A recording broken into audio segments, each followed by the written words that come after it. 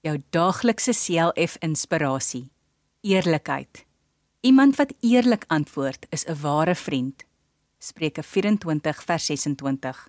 Om eerlik te wees is 'n baie goeie eienskap. Mense wat eerlik en opreg teenoor mekaar optree, kom ver in die lewe. Mense het ook groot respek vir iemand wat altyd die waarheid praat.